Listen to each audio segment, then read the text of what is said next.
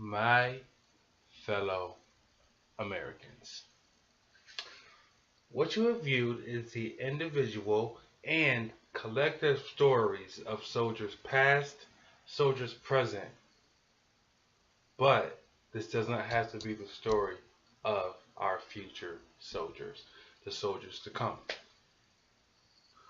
What you don't see about war are the effects on the human brain, okay? Everybody is quick to send people to war as long as they can ignore what comes home, right? You can't always ignore what comes home from the war. And that story that I told in these 6 minutes of death, that is the story of that World War II fighter pilot who couldn't sleep at night. And that was the story of that mother who lost her motherly instinct after seeing all that death on her operating table every single day. That is the story of the 20-year-old who committed suicide after 2 years of fighting in Vietnam. And that was the story of the dad who has to be sedated to sleep because every time he closes his eyes, he has flashbacks of roadside bombs going off. My story is a story of soldiers past. My story is the story of soldiers present, but it does not have to be the story for the soldiers who are to come. Slow progress is better than no progress. This progress saw a group of African Americans become fighter pilots and was in what was once a segregated army, and they went on to fly the American flag with pride. This slow progress, it led the way for unity in the United States military that allows African Americans such as myself to join and serve with people of every race, every nationality, and every religion. Something that happened more than 70 years ago led the way for African Americans such as myself. Slow progress is better than no progress. This is the same progress that allows us to have a military that is full of volunteers. Okay? Progress that saw the days of either being drafted or going to jail come to an end.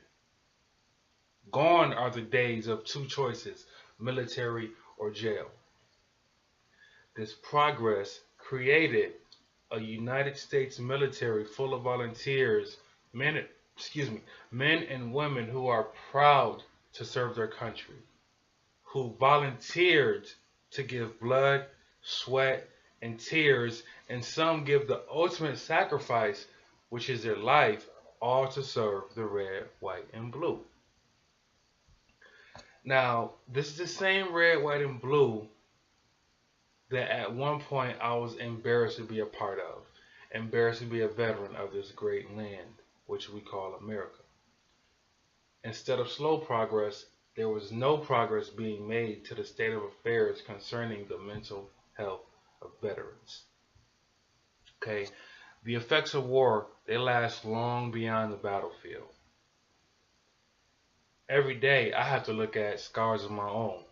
Shot in both legs by a sniper, left permanently disabled. My toes still don't move. It's raining outside right now. My bones ache when it rains. The mental anguish that I have to go through from not being like everyone else. I'm 28. 28 years old. After leaving that battlefield, I felt empty inside.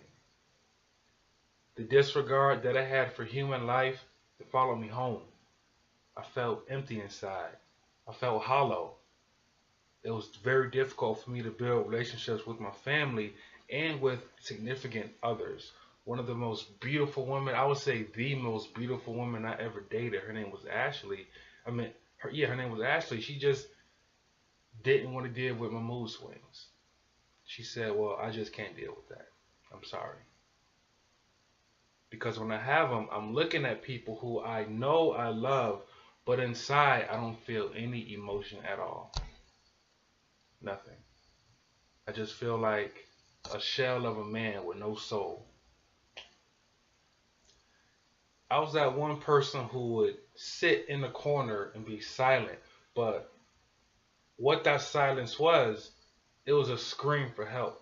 And I know there's many other veterans in my same shoes right now.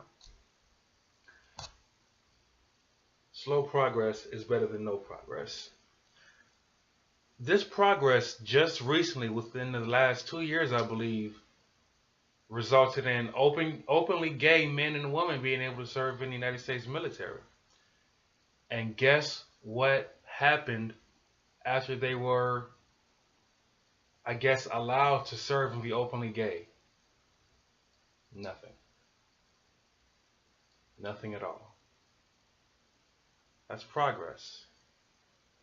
The fear of letting openly gay men and women serve for all these years, what was everybody afraid of?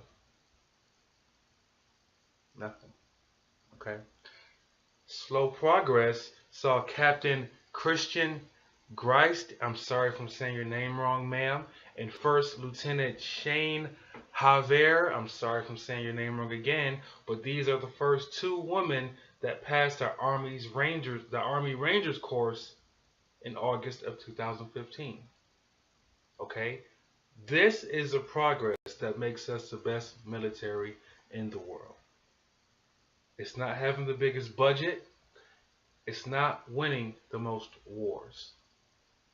It is this slow progress that puts to sleep the feelings of spite. This progress ignites us, and then it unites us.